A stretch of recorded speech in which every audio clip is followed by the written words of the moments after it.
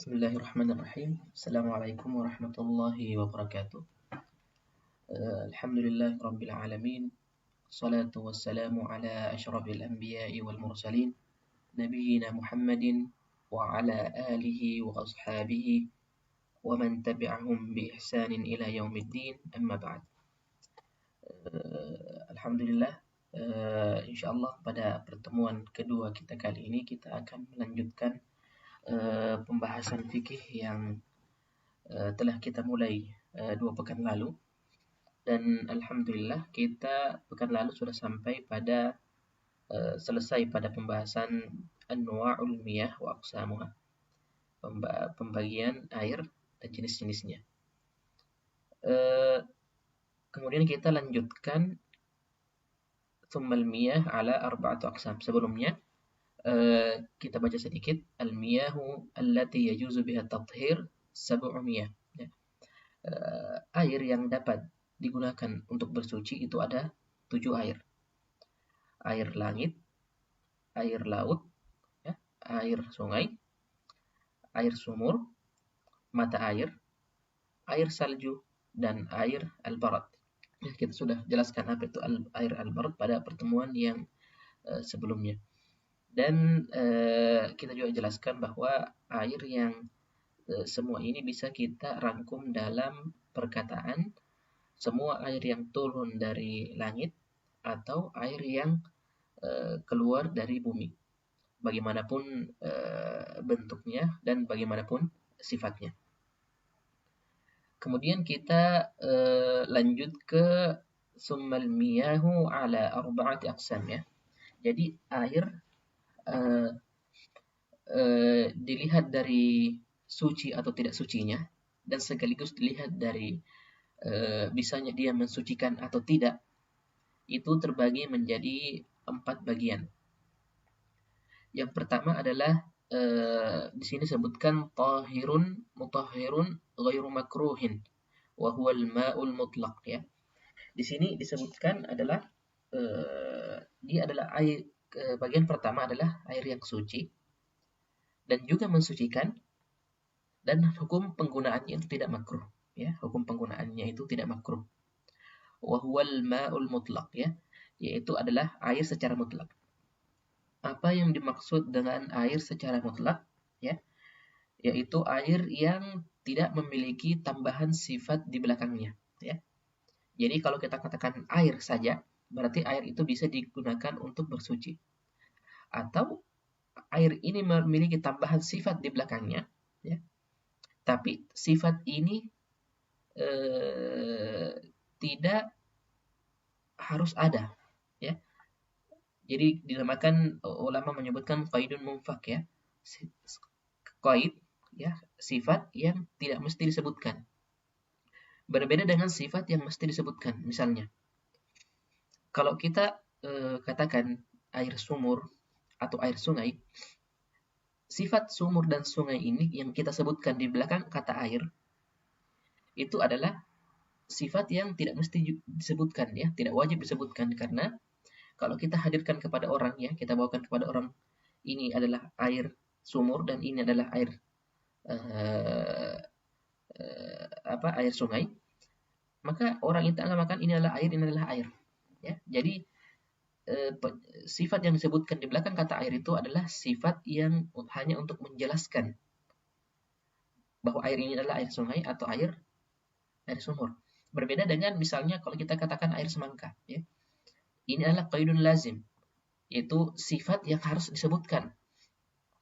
Dan ketika sifat ini tidak disebutkan, maka orang tidak akan mengatakan bahwa ini adalah air, ya. Misalnya air semangka atau air teh, ya. Ketika kita bawa ke orang dan dia tidak akan mengatakan bahwa ini adalah air, dia akan mengatakan ini adalah air teh atau air semangka.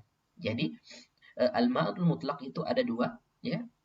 Air yang tidak memiliki sifat sama sekali, kalau kita sebutkan ini adalah air, ya.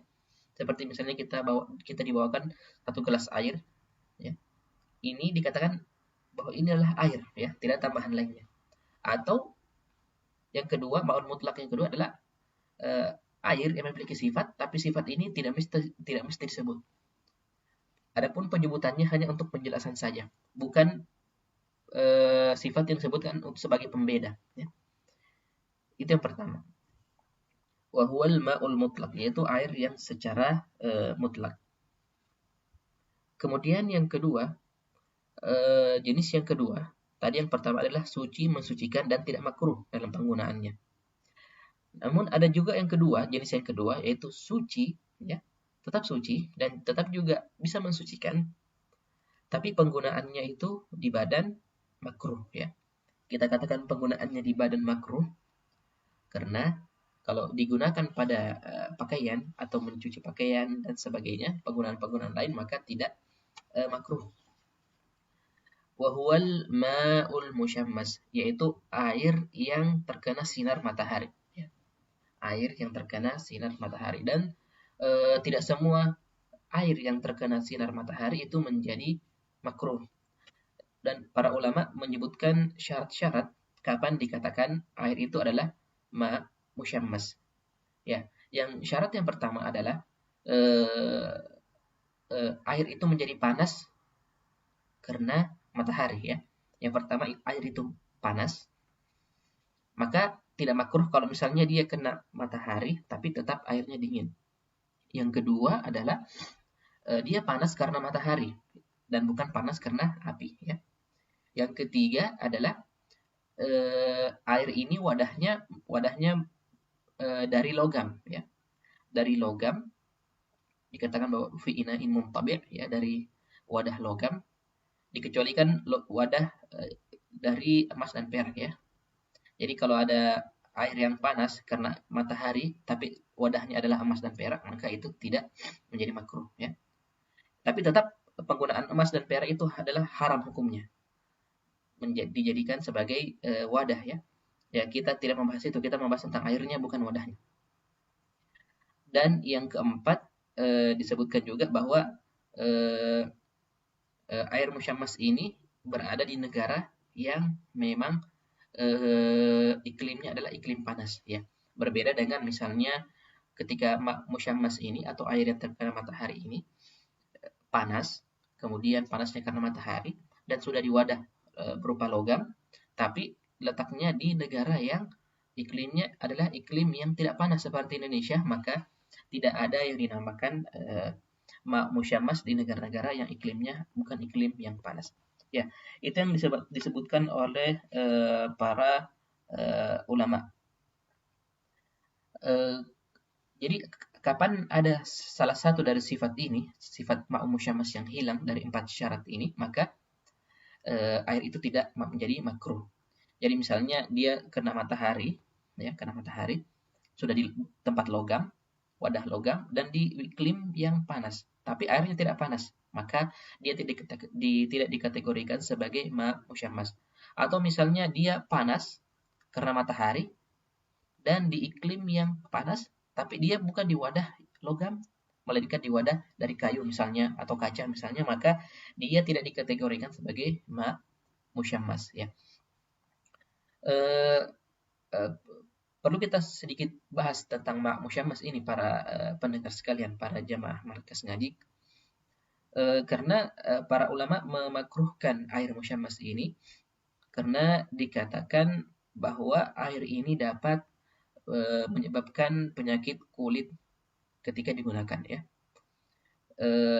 Imam Syafi'i dalam Al-Mengatakan bahwa Umar radhiyallahu anhu tidak menyukai menggunakan air musyammas ini karena beliau mengatakan dapat menyebabkan penyakit kulit, ya. Dia mengatakan la akrahul ma, saya tidak menyukai air ini, air musyammas ini, illa min jihati tib, ya, kecuali dalam sisi kesehatan, sisi kesehatannya. Dan dalam segi kesehatan ini, ya, kesehatan kita, ilmu kedokteran kita mengatakan bahwa air yang musyammas ini tidak menyebabkan sedikit pun penyakit kulit. Maka oleh karena itu banyak juga para ulama yang mengatakan bahwa ma musyammas itu adalah seperti kategori air yang pertama tadi, tohir, mutahhir, dan tidak makruh ya. Dan ini adalah pendapat yang dipilih dari kalangan Syafi'iyah, adalah pendapat yang dipilih oleh Imam An-Nawawi. Kemudian kita beranjak ke pembagian yang ketiga ya, pembagian air yang ketiga, tahirun ghairu mutahhir ya. Yaitu adalah air yang suci namun air ini tidak mensucikan ya. Air ini tidak mensucikan. Mungkin kita bisa kembali sebelumnya para jamaah sekalian. Tahir mutahhir ghairu makruh, tahir mutahhir makruh, air yang suci dan mensucikan namun juga makruh. Selain ma'um syammas, ada juga air lain dan ini tetap makruh ya, yaitu air yang syadidus sukhunah wa syadidul burudah. Air yang memiliki keadaan yang sangat panas ya atau sangat dingin. Mengapa para jamaah sekalian? Karena ulama mengatakan ketika kita menggunakan air yang sangat panas atau air yang sangat dingin, di lain bisa membahayakan tubuh. Yang kedua adalah dia dapat menyebabkan kita tidak menyempurnakan wudhu kita ya. Jadi bisa saja karena kita ingin cepat selesai dari wudhu karena airnya panas, maka kita tidak menyempurnakan wudhu kita. Ya karena dia tidak diyakini bisa membahayakan tubuh, dan tidak diyakini pula kita tidak menyempurnakan wudhu karena menggunakan air panas atau air dingin, maka para ulama mengatakan makruh ya, tetap bisa dipakai namun makruh. Kemudian yang ketiga adalah tahirun ghairu mutahhir, suci dan tidak mensucikan ya. Dan di sini ada dua pembagian. Air yang suci dan tidak mensucikan ini ada dua. Yang pertama adalah al-ma'ul musta'mal, air bekas ya. Dan di sini bukan sembarang air bekas ya para pemirsa sekalian.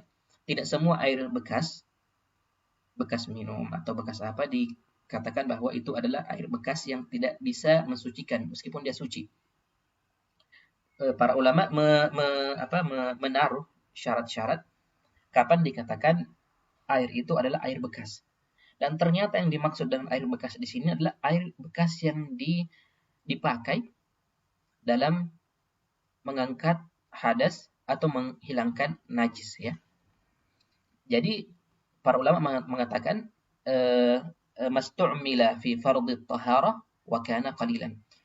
Air yang digunakan pada ritual bersuci yang wajib ya, wa kana qalilan, dan air ini sedikit ya, air ini sedikit.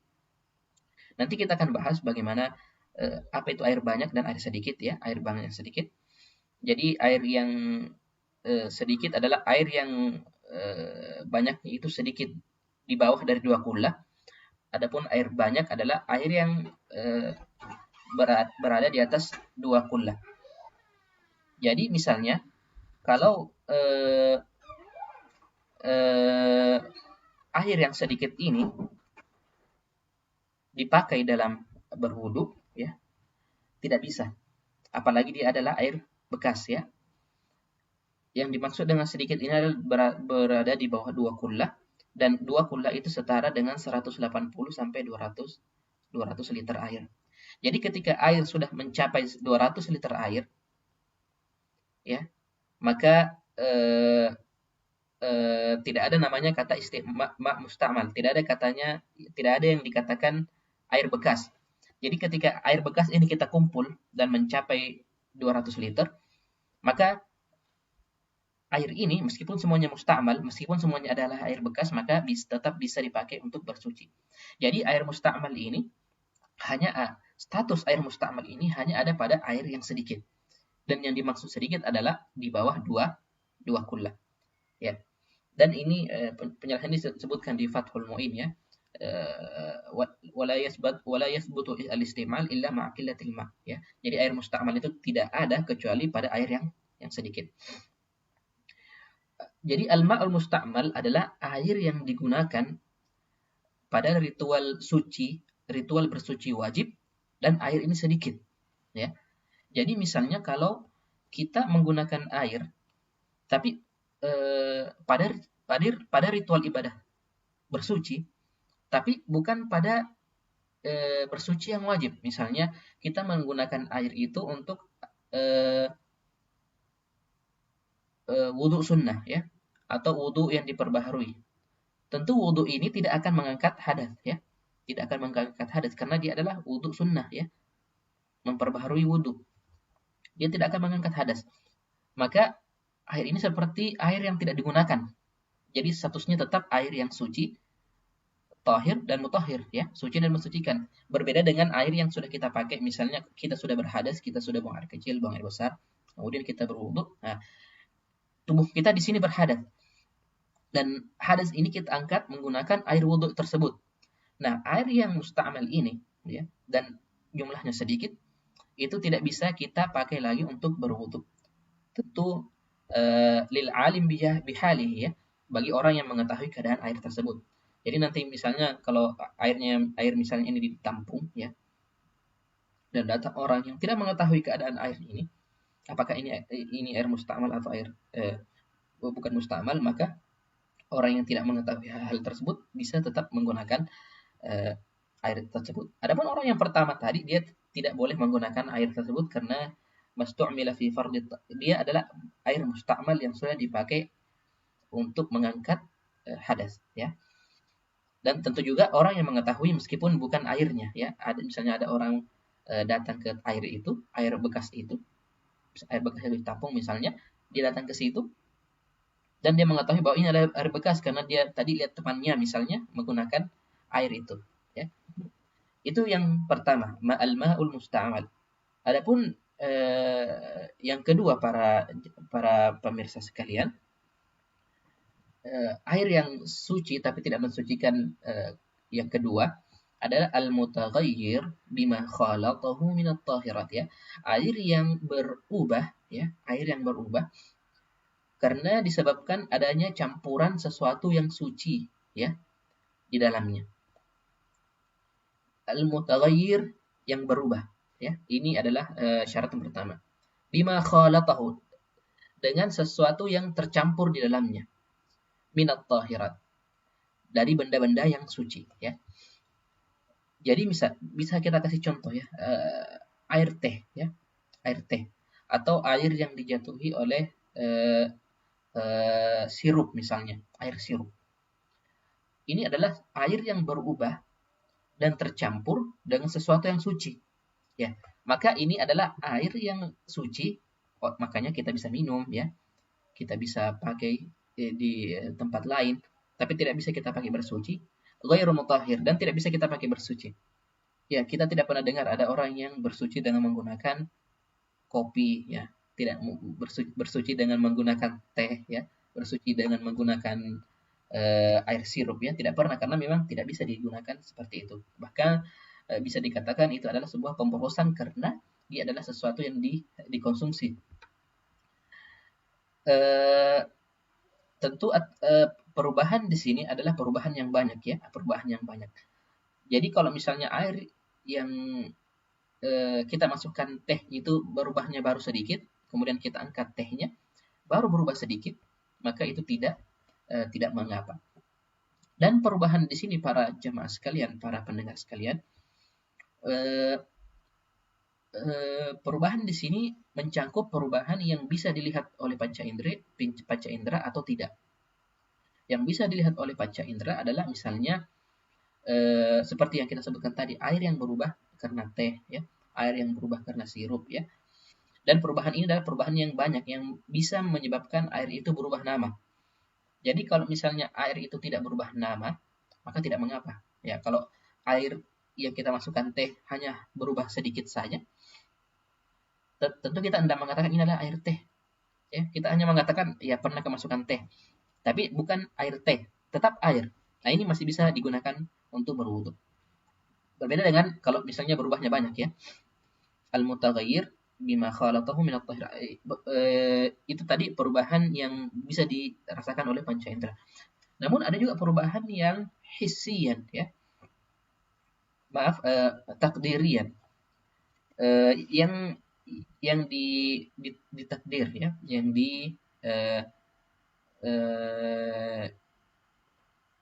perubahan yang disangka saja. Namun kita tahu bahwa ada sesuatu benda suci yang banyak memasuki air itu. Namun benda suci itu memiliki sifat yang sama dengan air. Misalnya, ada air mawar ya, air mawar. Kita tahu, para ibu-ibu mungkin tahu bahwa air mawar itu warnanya putih seperti air. Namun air mawar ini karena telah lama disimpan, ya air mawar ini karena telah lama disimpan, maka baunya sudah hilang. Baunya sudah hilang. Ma'ul ward al-munqati'ur raih, ya, dikatakan oleh para ulama ma'ul ward munqati'ur raih. Air mawar yang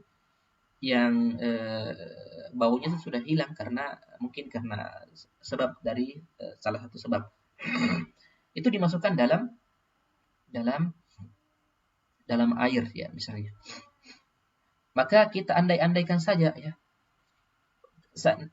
Kalau misalnya air mawar ini yang baunya sudah hilang, kita masukkan ke dalam air, seandainya dia masih ada baunya, kalau dia merubah air, maka air itu tidak bisa digunakan untuk bersuci. Kalau seandainya dia tidak merubah air tersebut, maka air itu tetap bisa dipakai untuk bersuci. Jadi dikira-kira kalau misalnya juga ada air ini ya, air sirup ya, tapi dia adalah sirup yang bening, rasanya juga sudah tidak ada, sudah hilang misalnya. Kalau misalnya kita kira-kira dia jatuh ke dalam air dan merubah rasanya, kira-kira kalau dikira-kira saja akan ada rasanya, akan ada baunya ya, akan berubah warnanya. Kalau dia dikira berubah, maka air itu menjadi tidak bisa dipakai untuk bersuci, meskipun suci ya, tapi tidak bisa mensucikan. Kalau misalnya dikira-kira ternyata air itu tidak mengubah air yang dijatuhi, maka insya Allah tetap bisa untuk dipakai untuk bersuci. Jadi bima itu yang pertama, al-mutaghayyir bima khalatahu ya, bima khalatahu dengan air yang bercampur ya, dengan sesuatu yang bercampur dari benda-benda suci. Jadi kalau misalnya sesuatu itu masuk ke dalam air tapi tidak bercampur ya, dan ini disalahkan oleh al-mujawir ya, kan ada mukhalid, ada yang mencampuri air, ada mujawir, tapi sesuatu yang tidak bercampur dengan air. Misalnya air yang berubah karena ada potongan kayu di dalamnya ya. Tentu kayu ini bisa merubah sedikit banyak merubah air ya. Tapi karena kayu ini bukan sesuatu yang larut yang tercampur dengan air, maka insya Allah perubahan ini tidak akan memberikan sesuatu pada air tersebut. Maka air tersebut masih bisa dipakai untuk bersuci. Bima khalatahu minat tahirat ya. Syarat ini penting, minat tahirat, dari benda suci. Karena benda itu kalau bukan suci ya najis. Benda itu kalau bukan suci ya najis. Jadi kalau dia dimasuki oleh benda yang najis, maka dia akan menjadi air yang najis. Dan itu adalah pembahasan kita yang keempat. Wa ma'un najisun ya. Wa ma'un najisun. Ya sebelumnya mungkin kita bisa tambahkan sedikit ya. Di sini disebutkan bahwa ada sesuatu yang bercampur dengan air ya, bercampur dengan air dan dapat merubah air tersebut, tapi air itu tidak bisa lepas dari hal itu. Misalnya tanah ya, misalnya tanah atau lumut ya. Tentu hal ini, lumut dan tanah ini mencampuri air ya, membuat air itu berubah. Dan tanah ini termasuk benda yang suci, begitu juga dengan lumut. Tapi memang air tidak bisa lepas daripada itu. Beda dengan teh, beda dengan sirup. Air bisa diciptakan tanpa teh ya. Bahkan teh, kita masukkan teh itu memang karena perbuatan manusia. Namun adanya tanah, adanya lumut itu bukan dari perbuatan manusia. Bahkan kebanyakan air tidak lepas daripada itu. Oleh karena itu para ulama mengatakan bahwa itu adalah air yang suci dan bisa mensucikan. Kembali ke pembahasan kita yang pertama tadi, bahwa air yang diciptakan oleh Allah Subhanahu wa taala ya, pada pelajaran yang pertama, air yang berada dari langit dan atau yang tumbuh yang muncul dari bumi, bagaimanapun sifatnya dan bagaimanapun bentuknya, ya. Itu sudah kita jelaskan pada pertemuan pertama bahwa jadi kalau ada air yang bercampur dengan tanah, ya, karena memang dia tidak bisa lepas daripada itu, atau ada air yang di pegunungan yang memang rasanya seperti rasa belerang misalnya, atau air yang rasanya seperti rasa tanah atau gunung, ya. Tentu ini adalah semua air yang telah berubah dengan sesuatu yang bercampur dengannya dengan sesuatu yang suci, ya. Tapi para ulama mengatakan kalau yang ini tidak, ya, karena perubahan itu adalah perubahan yang memang harus berubah, ya. Karena memang diciptakan dari awal seperti itu. Berbeda dengan yang kita bahas sekarang. Dia ini berubah karena sesuatu yang memang sejak awal air itu tidak diciptakan bersamanya. Misalnya teh, sirup, ya, dan air-air yang sebagainya. Kemudian kita berlanjut ke ma'un najis, ya, ma'un najis. Air yang keempat, ma'un najis, ya, air yang najis, ya. Yang dimaksud di sini adalah air yang bukan air najis tapi air mutanajjis, air yang terkena najis. Alladhi hallat fihi najasah, ya, alladhi hallat fihi najasatun, yaitu air yang terkena atau jatuh, yang najis itu jatuh di atasnya, ya, atau dimasuki oleh najis, atau air yang terkena oleh najis. Wa huwa dunal qullataini, ya, yaitu dan air ini adalah air yang dunal qullatain, di bawah qullatain, ya. Apa yang dimaksud dengan qullatain? Yaitu di bawah 200 liter, ya, sebagaimana yang tadi kita sebutkan. Jadi bisa dikatakan bahwa air najis adalah air yang terkena oleh najis, misalnya dimasuki oleh kotoran hewan, ya, atau kotoran manusia, atau air seni, dan air ini sedikit. Jadi kita tidak lihat apakah air ini berubah atau tidak. Ya, ini adalah penjelasannya jumhur, ya, selain mazhab Maliki. Jadi air najis itu bisa kita lihat dari dua sisi, ya. Kalau airnya sedikit, maka najis kalau jatuh pada air tersebut maka bisa membuat air itu menjadi najis. Tidak perlu kita lihat apakah airnya ini berubah atau tidak, ya. Kapan kalau dia terkena najis, maka dia akan menjadi najis secara otomatis. Tidak perlu dilihat apakah dia berubah atau tidak, selama dia adalah air yang sedikit. Tapi kalau dia airnya banyak, maka hanya dipersyaratkan dia berubah atau tidak. Makanya disebutkan di sini au kanal qullataini fataghayyar, ya. Atau kana qullataini, ya, atau air itu banyak di atas dua kula ke atas, fataghayyar, dan berubah. Maka ketika air mencapai derajat banyak, ya, mencapai 2 kula, ketika dia dijatuhkan atau dimasuki oleh najis, kita lihat air yang banyak ini, apakah dia berubah atau tidak, ya, meskipun perubahannya sedikit, apalagi perubahan yang banyak, maka dia akan dihukumi sebagai air yang terkena najis. Kalau dia tidak berubah, maka dia tidak dikatakan sebagai air yang najis, meskipun dia terkena oleh najis. Ya, tentu para ulama juga di sini mengecualikan beberapa hal, ya, najis-najis yang ketika dia terkena air, dia itu tidak akan merubah air karena hal-hal tersebut atau najis tersebut ditolerir oleh syariat. Yang pertama misalnya ada sebuah serangga, ya, mayat dari serangga, ya, mayat, dan kita ketahui bersama bahwa mayat itu hukumnya najis, ya. Mayat serangga yang jatuh dalam air, seperti misalnya seperti lalat, ya.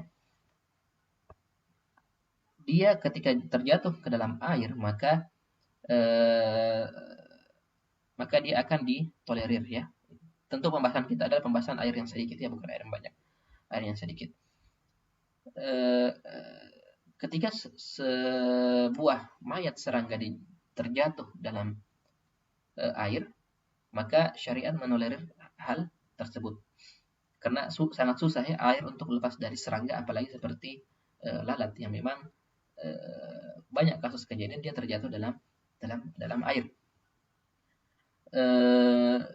Kemudian tapi ulama mempersyaratkan in lam yutrah fihi ya.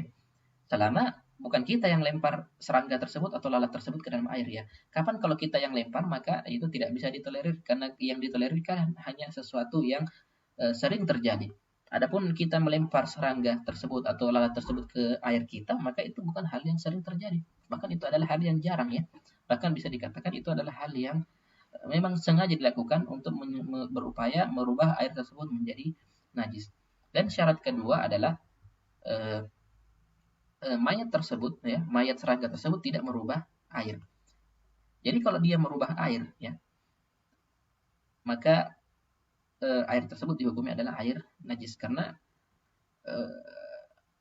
lalat ya kalau dijatuhkan di air maka tentu dia tidak akan merubah air ya. Tentu dia tidak akan merubah air apalagi kalau satu. Tapi kalau dia merubah, maka di sini kita ketahui bahwa najisnya itu sangat parah ya. Bisa diketahui dengan misalnya lalatnya banyak yang jatuh misalnya, maka airnya langsung berubah, nah itu tidak akan ditolerir. Atau misalnya najis-najis yang tidak dapat dilihat oleh mata kita atau penglihatan kita. Misalnya ada sebuah najis yang hinggap di kaki seekor lalat dan dia masuk ke air. Ya, dia tidak jatuh ke air, tapi dia taruh kakinya di air misalnya. Najis-najis seperti ini ya tidak dilihat oleh mata kita, maka syariat juga menolerir najis yang seperti ini. Jadi ada dua tadi ya, yang ditolerir oleh syariat, yang seandainya dia jatuh pada air ya, meskipun dia adalah najis hukumnya, tapi tidak merubah air. Yang pertama tadi adalah hewan yang serangga yang tidak memiliki darah ya. Seandainya kita potong hewan tersebut, maka dia tidak akan mengalir darahnya seperti lalat dan sebagainya. Atau najis yang la yudrikuhu tarf ya, yang tidak bisa dilihat oleh mata manusia, mata telanjang ya. Kemudian penulis menutup dengan menjelaskan wal kullatani khamsumi'ati ritlin Baghdadi takriban fil asah ya. Dan kullatan itu adalah 500 ritl Baghdadi ya, ini adalah satuan pada beberapa ratus tahun yang lalu. Ritl Baghdadi ketika Baghdad menjadi ibu kota Islam, takriban fil asah ya. Dan para ulama mengatakan bahwa kullatan itu adalah sekitar 180 sampai 200 liter. Ya. Kemudian penulis membahas tentang faslun al-a'yan al-mutadajjisah wa ma yathuru minha, jenis hal-hal yang najis ya, dan bagaimana wa ma yathuru minha, dan bagaimana dan apa yang suci dari hal-hal tersebut ya. Dan ini adalah pembahasan kita pertemuan berikutnya. Hadanallahu wa iyyakum ajma'in. Wassalamualaikum warahmatullahi wabarakatuh.